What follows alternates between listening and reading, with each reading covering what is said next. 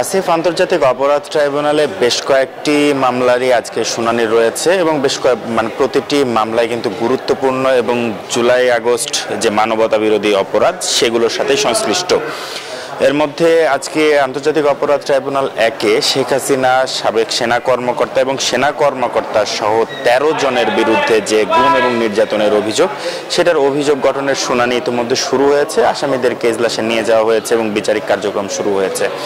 একই সাথে আন্তর্জাতিক অপরাধ ট্রাইব্যুনাল 2-এ আবু সাঈদ হত্যা মামলার যে সাক্ষ্য গ্রহণ, এনসিপি নেতা হাসনাত আবদুল্লাহ সেখানে সাক্ষী দিচ্ছেন এবং জুলাই আগস্টের যে নির্মম বর্বরতা সেটার বর্ণনা তুলে ধরছেন আন্তর্জাতিক অপরাধ ট্রাইব্যুনাল 2-এ।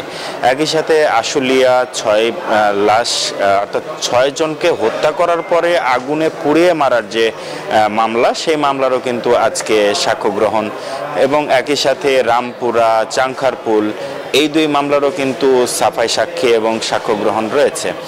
তবে এইখানে বর্তমানে হাসনাত আবদুল্লাহ যে মামলায় সাক্ষ্য গ্রহণ চলছে, সেই হাসনাত আবদুল্লাহ কিন্তু সকাল 10টার পরপরই এসেছেন।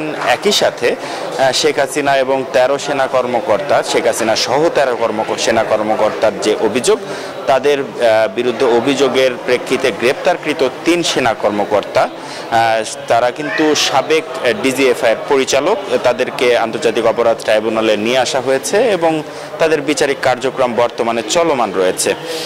ঠিক শুনানি শেষ অর্থাৎ অভিযোগ গঠন হচ্ছে কিনা বা পরবর্তী কি আপডেট আসছে, এই বিষয়টা হয়তো প্রসিকিউশন থেকে আমাদেরকে তথ্য জানালে জানাতে পারবো। আসিফ।